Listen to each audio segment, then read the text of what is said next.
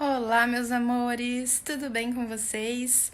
Uma boa noite a todos. O meu nome é Kenia Diel e eu estou hoje na Reunida, começando essa noite com a entrevista com a nossa queridíssima Berenice Piana. É uma alegria muito grande estar aqui com vocês, podendo conversar com a Berenice Piana, e eu tenho algumas considerações pessoais a fazer antes de começar a entrevista propriamente dita. Eu sempre sonhei em conhecer a Berenice. Eu comecei a minha luta muito sozinha, né? Quando eu resolvi realmente lutar pelo autismo, eu vi que era uma causa assim que ainda estava muito carente, mas as pessoas que estavam lutando lá, elas eram muito fortes. E eu tinha um sonho de conhecer a Berenice, que na verdade conheci através da Fátima Decoante, né? Meu amor, minha mãe amada. E aí teve até um dia que ela fez um programa na Fátima Bernardes e eu fiz uma selfie na frente da televisão, uma televisão bem grande. Fiz uma selfie, assim, bem na hora que ela aparecia na imagem. E eu postei no Facebook essa imagem e eu disse, olha, um dia essa foto vai sair pessoalmente. Pouco tempo depois, a Berenice Piana se tornou mais uma das minhas mães. Eu tenho a minha mãe de sangue, eu tenho a minha mãe de alma, que é a Fátima Dequante, minha mãe do coração, que é a Berenice Piana. Sem essas três pessoas, a minha vida simplesmente não funciona. Berenice me trata com um amor, um carinho, assim, que é uma coisa divina, é tão doce, é tão materno, é tão perfeito, é tão agradável, assim, que eu, enquanto autista, enquanto excluída de vários lugares da minha vida, me sinto realmente acolhida e com força para lutar. Enquanto Berenice, Fátima, e aí outros nomes, né? A Pri Bruna, a Cláudia Moraes, a Carol Espínola, enfim, são tantas pessoas, né, que fica até difícil de mencionar aqui. Então, gente, hoje nós vamos fazer essa live com a Berenice Piana, mas eu quero conversar com a Berenice mãe, a Berenice guerreira. Eu vou chamar a Berenice para entrar aqui, para a gente começar a fazer as perguntas para ela. Continua aguardando. Oi, meu Ai, tá ali amor. ela! Tudo bom, Meu amor, querida? que emoção Muito, te ver aqui. toda minha. Muito bom estar com Vontade. você. Muito bom, vontade de te dar um abraço bem forte. Muito obrigada por conversar aqui comigo, meu amor.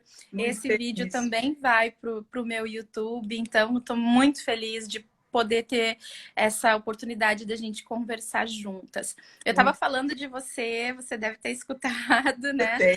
Então, Eu quero muito falar bem-vinda. também de você. Eu tenho uma felicidade muito grande de ter mais uma filha que me traz tanto carinho, tanto amor e tanta felicidade. Presente de Deus você é para mim, que eu te chamo carinhosamente de minha Chinoca. Oh, Porque era o meu apelido quando eu era criança, meu pai me chamava de minha Chinoca. E no linguajar gauchesco, Chinoca quer dizer mocinha, né? A pessoa jovem, a mulher jovem. Então, quando eu botei o olho na Quênia, eu não tive dúvida, ela era eu, mais linda. jovem. Por isso eu vou te chamar sempre de Flor dos Pampas e minha Chinoca. Muito Ai, bom, amada. muito querida. Eu me sinto assim muito feliz queria até contar aqui, se você me permite, o nosso encontro lá em Curitiba, em que veio, nós estávamos saindo da frente da Assembleia, eu não contei isso publicamente ainda para ninguém. Nós estávamos saindo da Assembleia em grupo, né? Eu, Berenice, Fátima, Nando Castro, acho que não lembro se tinha mais alguém junto, e veio um rapaz de sobretudo preto, era inverno, com a mão no bolso. E ele, quando eu vi, ele vinha descendo, correndo na sua direção. E eu já me preparei para avançar nele, porque eu pensei que ele ia te atacar.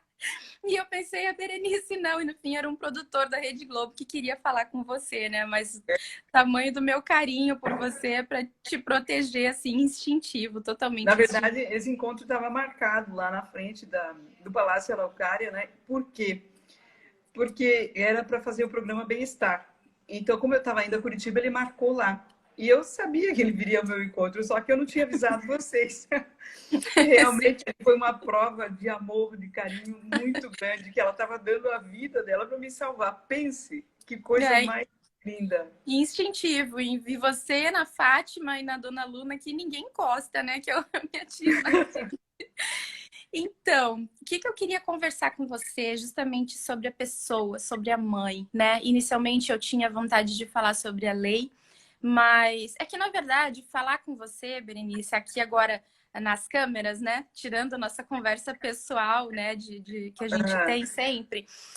Você é um poço de conhecimento. Eu não me dou ao direito de, enquanto conversa privada, de WhatsApp, de telefone, ficar te perguntando sobre questões legais, né? Não faço, não misturo as coisas, não faço isso. Mas, na verdade, você, enquanto mãe e enquanto criadora da lei, a gente tem uma sede de buscar esse conhecimento com você. Então, mas aí nós conversamos e decidimos, então, fazer essa entrevista mais voltada para o lado mãe. Então, a primeira pergunta que eu tenho aqui, que eu fiquei pensando, o que as mães gostariam de saber, né? Como foi para você se descobrir mãe de autista em uma época em que não se falava de autismo, não existia lei, não tinha inclusão e nem internet como tem nos dias de hoje? então, isso foi realmente muito difícil. Hoje, eu vejo quanto já percorri e como as coisas mudaram de lá para cá. Recentemente, eu escrevi um artigo para o Estadão falando autismo há 25 anos. Mas, claro que ali está muito resumido, porque o número de caracteres era pequeno. Então, há 25 anos atrás, o que aconteceu? Primeiro, eu mesmo percebi que esse filho era diferente. É o meu terceiro filho. E eu tinha bastante experiência enquanto mãe e eu entendi que ele era diferente, mas em algumas pequenas coisas. De repente, de uma hora para outra, ele foi dormir de um jeito e acordou de outro completamente diferente.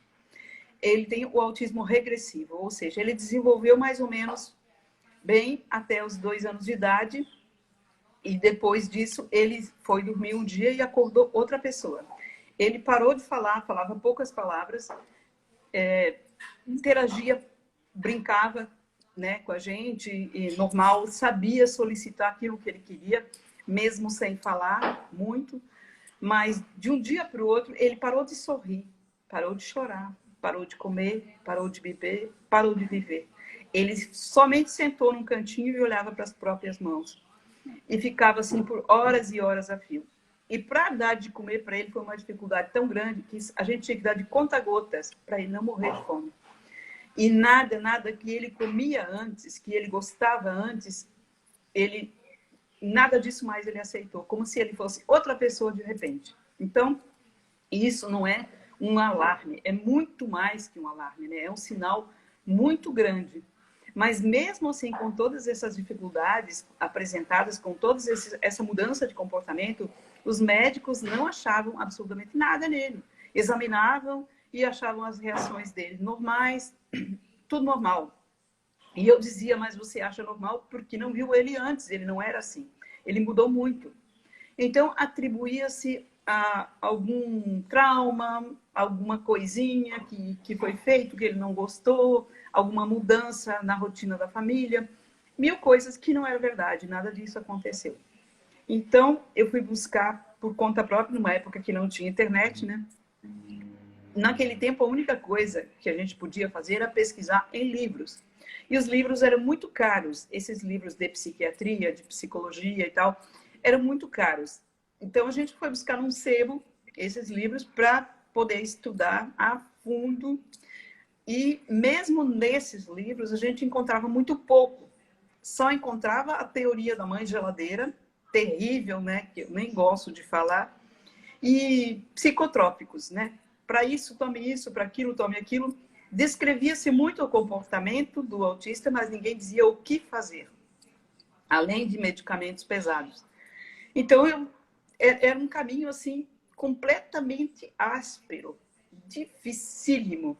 E era muito focado numa coisa só, né? O autismo se resumia muito a um autismo clássico que começava de um jeito, terminava de outro e não existia essa variável Não, de não tinha. possibilidades, de informações, de nada, né? Absolutamente não.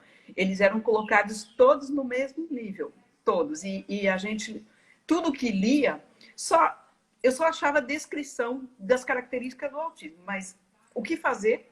Absolutamente nada. Não tinha vinte e como. cinco anos atrás, quando você recebeu o diagnóstico, né? Mais ou menos 25 anos, eu recebi o meu com 9, eu tenho 37. Então foi mais ou menos a mesma época, né? Não Foi. tinha o que fazer. O médico diagnosticava e não encaminhava, né? Não, Não tinha, não ele simplesmente caminhava. largava no colo da mãe e se vire, né? Na verdade, era uma condenação, né? Quando a Sim, gente recebia exatamente. uma Exatamente, você condenação, perdia vaga na escola, tudo, né? Não existia uma tudo. proteção, né? Eu até a segunda pergunta tem a ver. A sua trajetória na busca por um diagnóstico do Dayan levou quanto tempo? E aí, a segunda parte dessa pergunta você já respondeu antes, né? Se o Dayan chegou a ter uma piora no quadro dele. Nesse meio tempo, entre a busca e o diagnóstico, ele teve um autismo regressivo, né? Foi. Na verdade, foi assim. O autismo dele regressivo foi o que me acendeu o sinal de alerta. Porque até então, uma criança linda, risonha, que brinca, que faz tudo, você só acha que ele está demorando a desenvolver a fala, apesar de que ele falava algumas palavras. Só isso, ele só tinha um retardo da linguagem. Mas quando ele piorou, e ele não teve o diagnóstico, que foi aos 2 anos, eu só tive o diagnóstico com 6 anos, quase Nossa, 7. Nesse tempo, ele piorou muito, muito. Ele foi crescendo e o autismo cresceu com ele.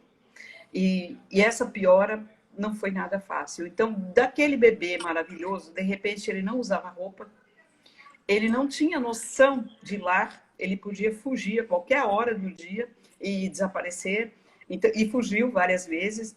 nossa. Pulava, ele tinha uma habilidade incrível para escalar muros e qualquer outra parede que fosse, e ele escalava e pulava muro e Eu ia também. embora. E essa habilidade veio trazer um problema maior. A gente tinha que tomar conta dele o dia inteiro, 24 horas. Não dormia, gritava muito à noite, não dormia. A dificuldade de alimentação foi terrível dali para frente. Ele ficou com uma alimentação muito restrita, tão restrita que ele ficou abaixo do crescimento e abaixo do desenvolvimento de uma maneira geral. E isso foi muito difícil, porque ele comia de tudo antes. De repente, ele não comia quase mais nada. 2 ou 3 alimentos só. E não aceitava mudança mais de nada dentro de casa. A gente não podia mudar uma cadeira de lugar, que ele botava tudo de volta no lugar. E destruía muito. Ele tinha uma coisa assim de estragar qualquer coisa que ele botasse a mão. Então, dos 2 aos 6 anos de idade, foi um horror. A casa ficou praticamente destruída. Eu imagino. Esse lado mãe que a gente está conversando hoje, que a gente dificilmente consegue ver a respeito de você nas redes sociais e na televisão. E isso é uma coisa assim que me encanta muito, porque muitas pessoas no dia de hoje, com essa função da tecnologia até, eles esquecem que atrás da palma da mão do celular, né, existe um ser humano, uma pessoa com uma história. E aí eu te pergunto, né, a terceira pergunta, né, o que te levou exatamente a lutar pela existência de uma lei, assim?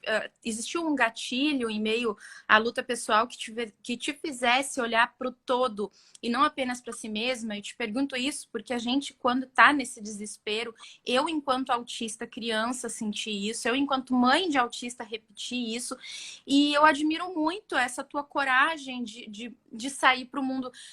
Como foi que isso aconteceu? Conta pra gente. Então, em primeiro lugar, eu confio muito em Deus, muito. Eu tive isso sempre muito forte em mim, aquela fé em Deus. Se Ele me deu um filho com esse problema, é porque Ele sabia que eu era capaz. E eu tinha certeza que Deus confiava em mim para que eu desse conta não só do meu filho, que seria um universo imenso, o meu filho, mas havia muito mais. E naquele tempo eu não encontrava ninguém com filho autista, eu era sozinha. Então, aqui na minha cidade mesmo, eu não encontrei mais ninguém. E um dia, quando ele melhorou, quando ele iniciou um tratamento e ele começou a melhorar, eu comecei a pensar nas outras que estariam sofrendo o que eu sofri lá atrás, sem nenhum apoio, sem ninguém para me dizer nada, nem que fosse para sentar e chorar comigo, não tinha. E eu não sempre desejei muito que as outras mães não sofressem o que eu sofri, porque é muito difícil o autismo severo. regressivo e é muito difícil estar sozinha nessa situação. Você não tem ninguém para compartilhar isso. Então, quando ele melhorou, que ele iniciou um tratamento, teve um diagnóstico, ele iniciou um tratamento legal, comportamental, sem nenhum tipo de medicação, ele melhorou bastante. Eu comecei a encontrar nesse trajeto da minha casa para a Urca, onde eu levava ele para tratamento, e é bem longe, eu comecei a encontrar outras mulheres dentro do ônibus, na situação que eu estava lá atrás, com filhos menores, muito severos, machucavam suas mães, arrancavam o cabelo, beliscavam, corriam dentro do ônibus, gritavam. E eu falei, meu Deus, eu passei por isso. E olhe só a situação delas. E aí eu comecei a conversar com essas mulheres. E eu vi nos olhos delas o desespero, a ansiedade, a carência de um abraço que fosse, de um carinho, de um alento, do que qualquer coisa.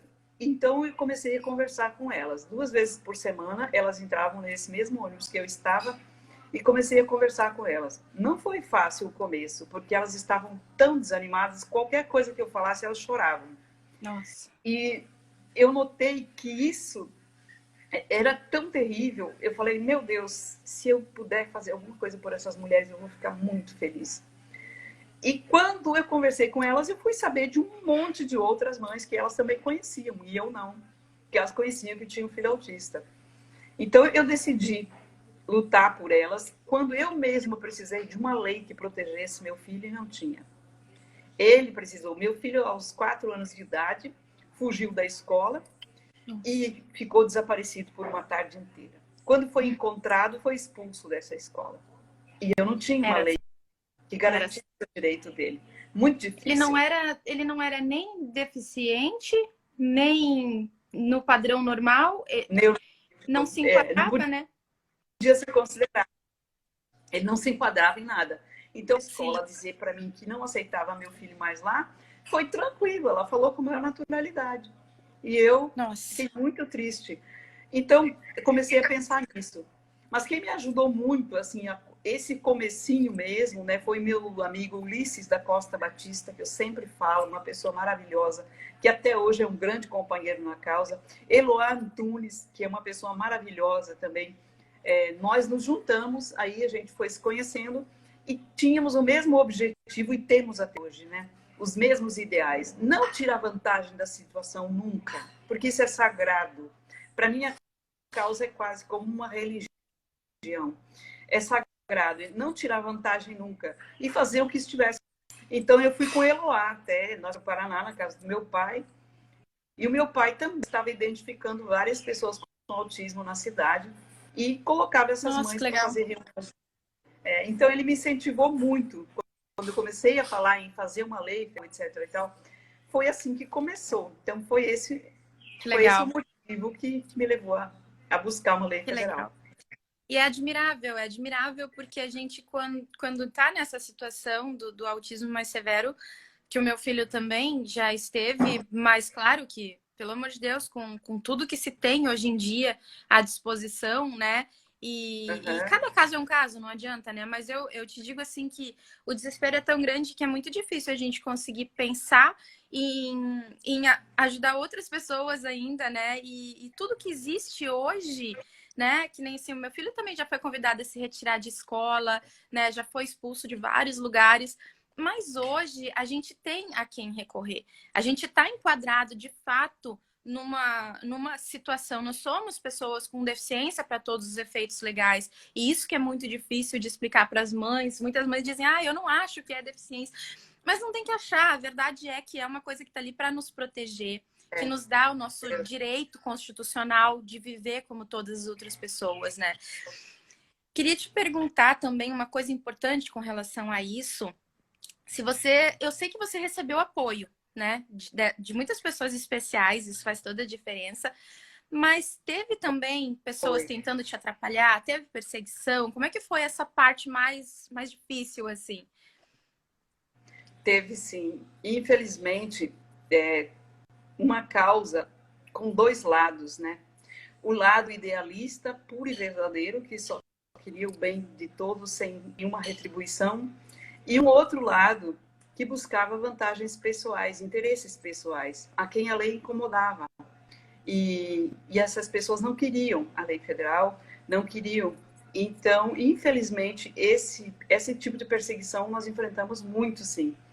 Eu acredito que o maior entrave foi esse. Eu sempre falo que eu passei quase 3 anos percorrendo os corredores do Congresso Nacional para tentar aprovar a lei.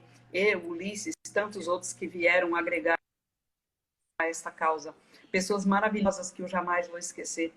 E, ao mesmo tempo, a gente encontra essas pessoas que fizeram de tudo para atrapalhar. Foi terrível.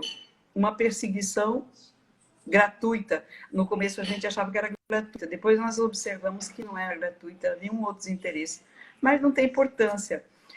A verdade é que o bem sempre prepondera. Então, valeu a pena. Obrigado a vocês que perseguiram, porque só me fizeram mais forte.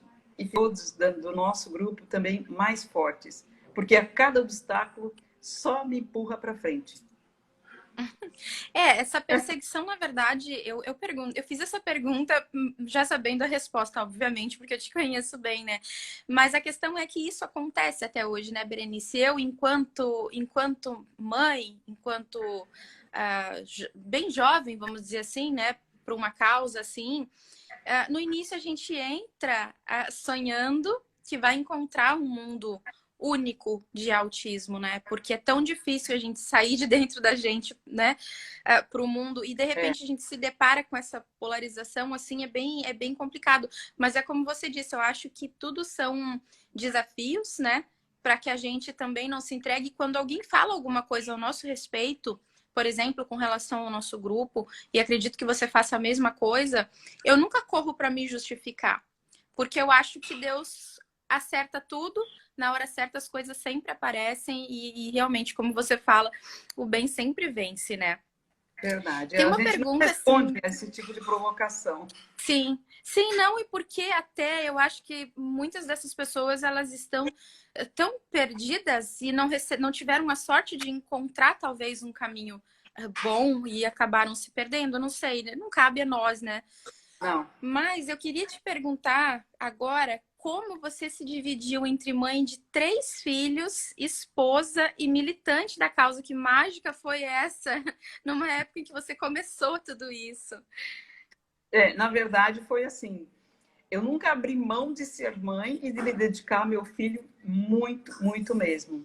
Mas há uma diferença de idade entre os dois mais velhos e o caçula, que é o Dayan, que é uma diferença de 8, 9 anos, mais ou menos assim. Então, nessa época, os mais velhos já me ajudavam muito a tomar conta dele e o Edu também. Então, Legal. claro que tive muito apoio da família, né? Do meu marido, dos meus filhos, da vizinha, de amigos mesmo, de perto. E Deus não faz nada por acaso. A minha vizinha tem um irmão autista também, então ela sabe bem como é que é.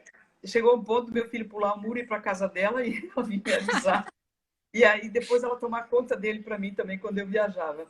Sempre foram viagens curtas. Eu viajo muito até hoje, mas sempre viagens curtas.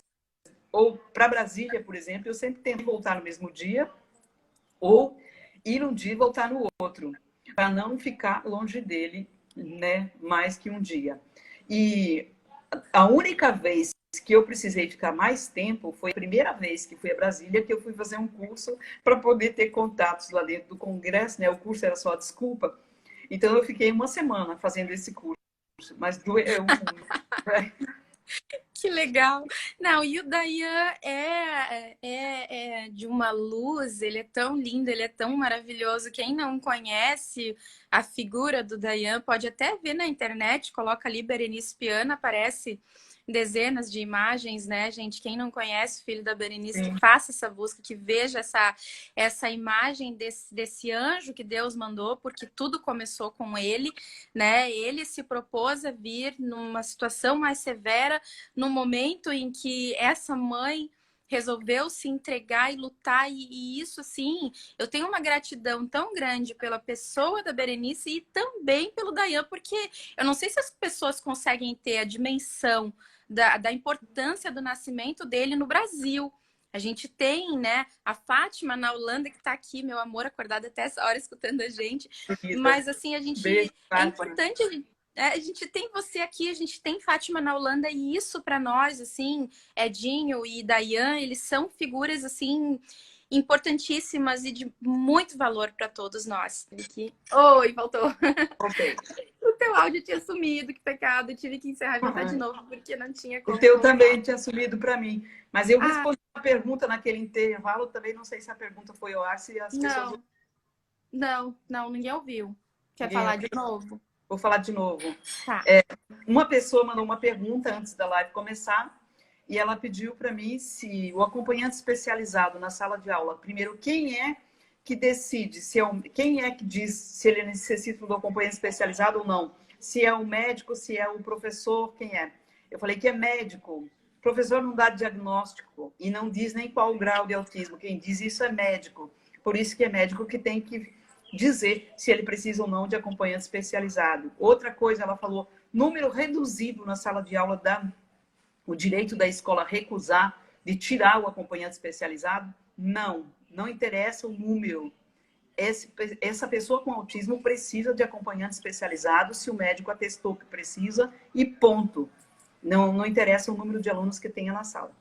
Essa é uma confusão muito grande, né? É Bem, claro que a gente pode fazer uma flexibilização de acordo com o que a escola tem no momento, né? Meu filho, por exemplo, está estudando numa escola muito boa, que tem uma inclusão maravilhosa, mas eles têm uma auxiliar para 2 autistas. Mas os 2 conseguem se entender bem com uma. Então, a gente também, às vezes, pode flexibilizar um pouco até que a escola faça essa adequação também, né, Berenice? Para a gente poder ajudar também, né? Claro, a gente não vai deixar o filho sofrendo, mas se ele está bem e se a escola está, de fato, se esforçando também, a gente pode flexibilizar um pouco, né? depende disso, vai a família com a escola, o acordo que fizerem. Isso, exatamente. E eu queria te perguntar, Berenice, sobre a clínica escola, né? Que é uma das suas grandes conquistas, que é o sonho de muitos pais, inclusive o meu, né?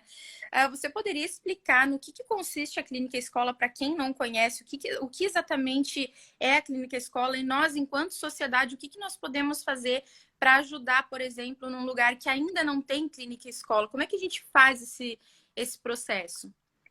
Então, no meu caso, como foi a primeira no Brasil, né, eu tive que abrir esse caminho, não havia outra, mas primeiro eu tive a ideia da clínica escola, procurei o prefeito da minha cidade e expus para ele o projeto, como seria. E ele falou, será que isso vai dar certo? Será que vai ter demanda para tudo isso? Então, eu falei para o prefeito, é o seguinte, vamos fazer a pesquisa, através da Secretaria de Educação, Secretaria de Saúde, fazer uma pesquisa para ver. E ele mandou fazer essa pesquisa através da Secretaria de Educação, na época tinha 40. Eu falei, você pode triplicar esse número, porque 40 é os que estão matriculados no ensino regular, e os que foram rejeitados, e os que estão fora desse ensino regular, os que estão em casa. Aí, enfim, depois de alguma conversa, ele concordou e chamou o secretário de Saúde, secretária de Educação, e fizemos, então, o projeto da Clínica Escola. 8 meses depois foi inaugurado. Eu sugiro a cada um, na sua cidade, que procure um vereador para você ter um respaldo do legislativo, né?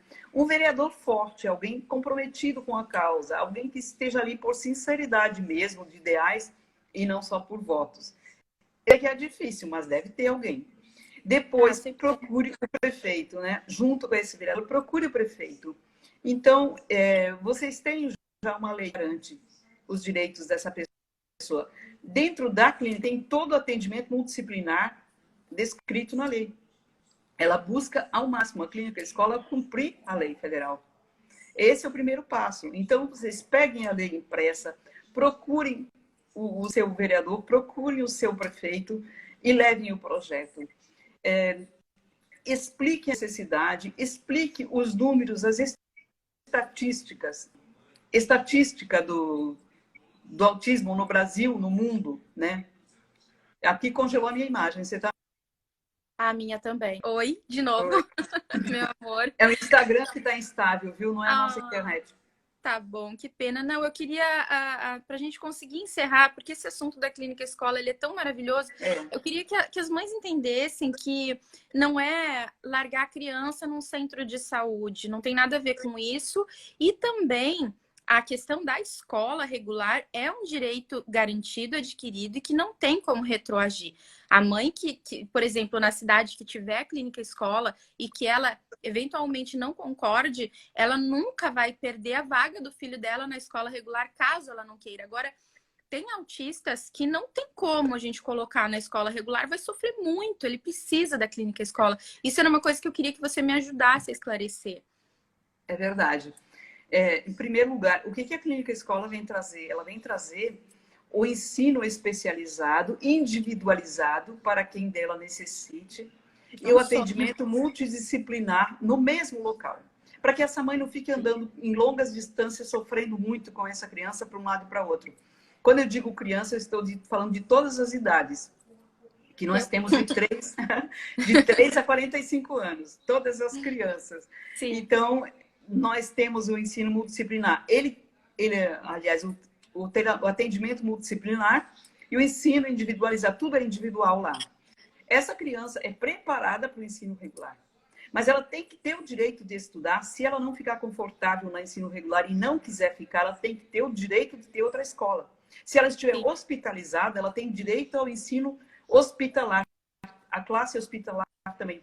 Em todas as situações, ela tem que ter esse direito. Por isso que a clínica escola ela vem preparar muito bem essa criança para o ensino regular. E quando ela não consiga e não queira ficar, ela tem que continuar tendo esse direito, seja onde for.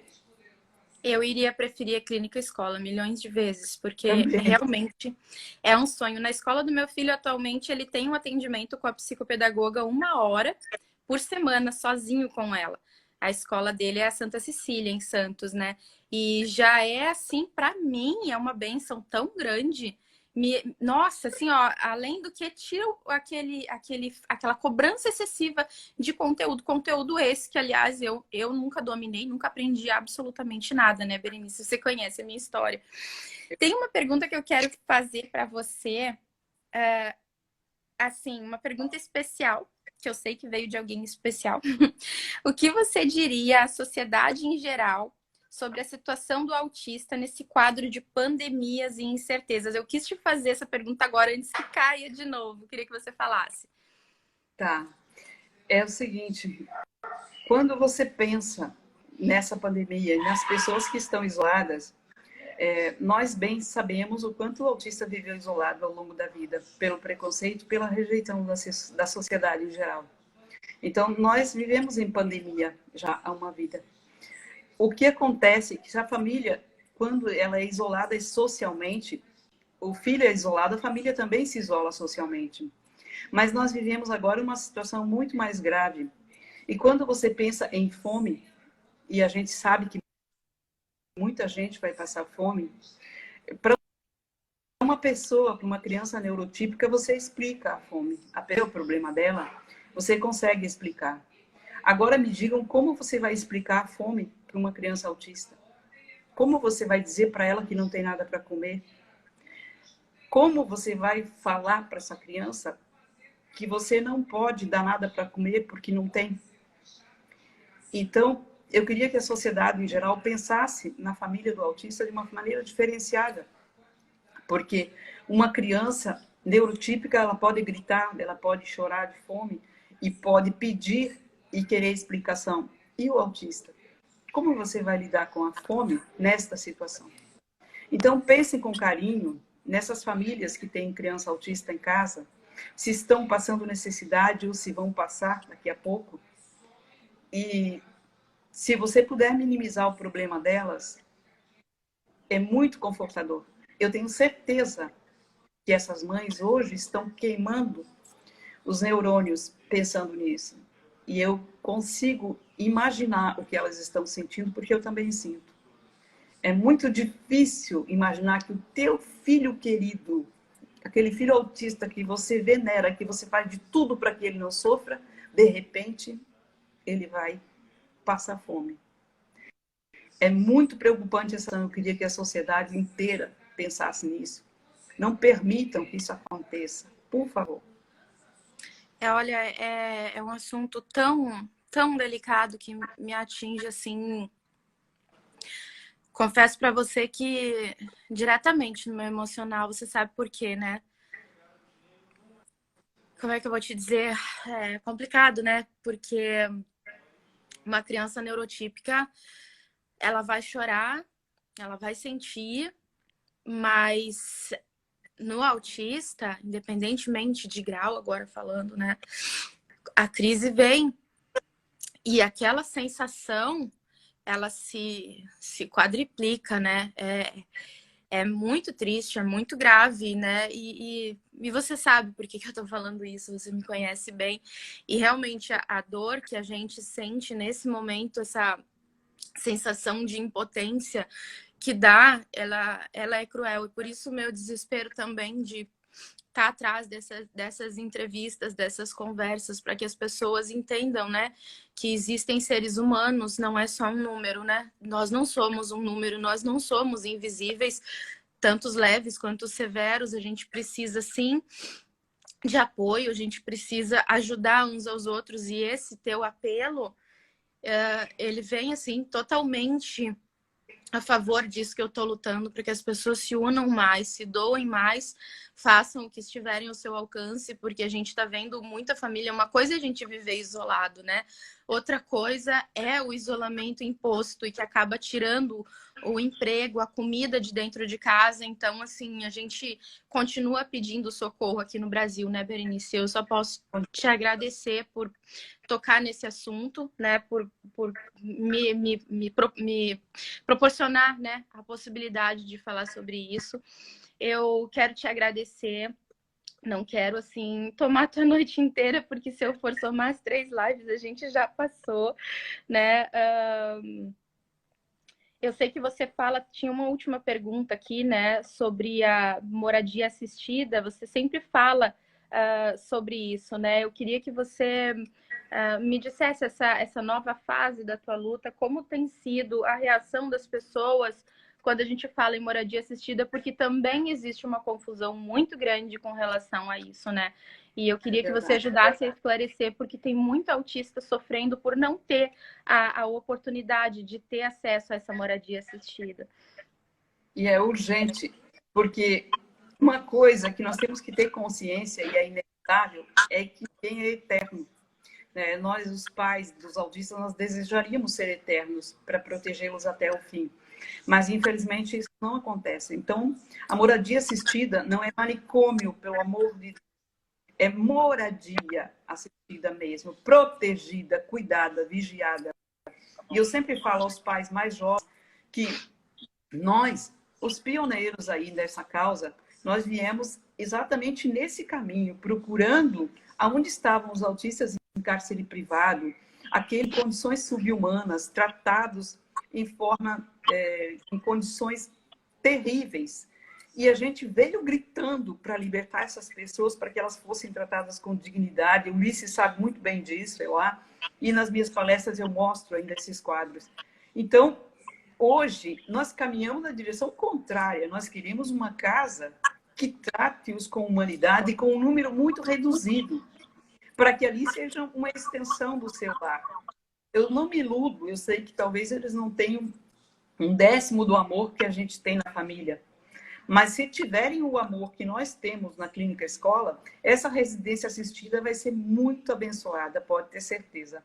E eu faço questão de dizer aqui que quando o prefeito da nossa cidade foi visitar a clínica escola com um grupo, porque sempre vem muita gente de vários lugares do país para conhecer, ele esteve lá, ele conheceu tudo, como é que funciona, como é que a gente trabalha, e ele disse, se os outros estabelecimentos dessa cidade, as instituições tivessem a metade do amor que vocês têm aqui, eu seria o homem mais feliz do mundo. Ele percebe, ele sentiu. Então, a residência assistida, ela tem que ser, eles têm que ser tratados com carinho, têm que ser tratados muito bem, e não tem que ter a menor semelhança com antigos manicômios. A gente quer caminhar no caminho contrário, eles têm que ser abrigados e protegidos ao longo da vida em uma casa, e não ficarem lá depositados.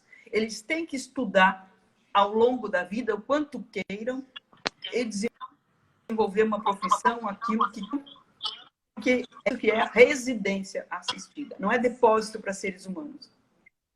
É a possibilidade da gente, enquanto mãe, morrer em paz, né? Porque a lógica da vida é a gente morrer primeiro, né? E eu vejo muitas mães até que desenvolvem aí câncer, né? Outras doenças, né? Até psicossomáticas, às vezes, né? Que debilitam, que colocam numa cama. E a gente pensar, eu, enquanto mãe, pensar que daqui a pouco a minha mãe já não vai mais estar aqui e acontece alguma coisa comigo e o meu filho, né? Então é muita loucura a gente ir contra a moradia assistida, né? Eu acho que isso é a oportunidade de, vamos dizer assim, poder pelo menos morrer em paz caso a gente morra, né? É um tabu, mas é necessário a gente falar abertamente sobre isso, porque é uma realidade. Muitas mães que eu conhecia já morreram e a gente não sabe como ficaram esses filhos, né? A família às vezes não está nem preparada para lidar com isso. Então, realmente, a moradia assistida, eu acho que depois da criação da lei, eu acredito que hoje seja a tua maior luta, né, Berenice? Acho que essa está sendo agora, né, a maior luta, né? É verdade. Mas eu tenho certeza que nós vamos conseguir. Por quê? Vamos. Lá atrás a gente não tinha ninguém. A gente não tinha ninguém. Éramos, assim, sozinhos nessa causa mesmo. 2, 3 pai meu, Ulisses Eloá e mais uma meia dúzia. E a gente desbravou, abriu o caminho e ponto. E olha lá, a lei não é uma realidade? Agora, nós temos tudo. Nós temos Fátima de Quanto, Nilton Salvador, Cláudia Moraes, você, minha Chinoca. Nós temos Marcos Mion, gente. Nós temos que usa aquele instrumento que é a televisão, que usa o barulho que for necessário para a gente conquistar. Então, hoje, nós temos muito mais do que tínhamos lá atrás para conquistar esses espaços. A residência humanizada vai ser uma realidade, eu tenho certeza que vai. Por quê? Amém. Porque eu quero que vocês entendam uma coisa. Eu sempre digo, no final das minhas palestras, uma coisa. Nunca, nunca, nunca desista. Porque não se desiste de um filho, jamais. Ah, você me emociona demais. Eu quero te agradecer. Sim, não tá cabendo ar no meu pulmão de tanta emoção de falar com você assim abertamente. Quero agradecer a presença do nosso amado Ronaldo, que está sempre próximo quando a gente vem ter essas conversas, né? A Bruna, que sempre dividiu ele com a gente, né? E hoje eu sei que ele olha para a gente lá de cima, nos orienta, tenho certeza disso. Pri, Cláudia, Fátima, todo mundo que entrou aqui para nos escutar. Agradeço muito vocês. Berenice, você é na minha vida um presente. Minha vida existe antes e depois de Fátima e Berenice, as minhas mães. Gente, é um prazer muito grande estar aqui com vocês, falar mais uma vez, mas pedir, por favor, não desistam. Vamos em frente, tenham fé, coragem, vamos continuar. Seja quem for o governo que estiver, ele é governo para todos. Pensem sempre nisso. Passei por todos os partidos, ignorei completamente a política e a politicagem. E chegamos aonde nós queríamos. E nós vamos chegar novamente. Então, nossa luta é apolítica, não estamos envolvidos com nenhum partido, com nada disso. Como diz o Mion, e eu digo também, né? Meu partido é o autismo, minha bandeira é azul, meu número é 764. Não sou candidata a nada, mas quero vocês na luta comigo. Ah, que linda! Olha a sintonia. Eu estava aqui esperando para te pedir para falar essa frase. Coisa mais linda da minha vida. Amei demais. Muito obrigada por doar o seu tempo. Infelizmente, eu tenho que encerrar, porque vai acabar ficando muito longo. Gente, muito obrigada de coração. Que Deus nos abençoe, nos dê forças, nos ajude a ir por um caminho sempre do bem. Eu tenho muita fé que todas as pessoas certas estarão nos lugares certos, acompanhados das pessoas certas, e eu só tenho a agradecer por isso. Muito obrigada, eu te amo. Muito obrigada, meu anjo. Sempre juntas, te amo muito. E juntas. Amém. Um beijo muito carinhoso. Fiquem com Deus.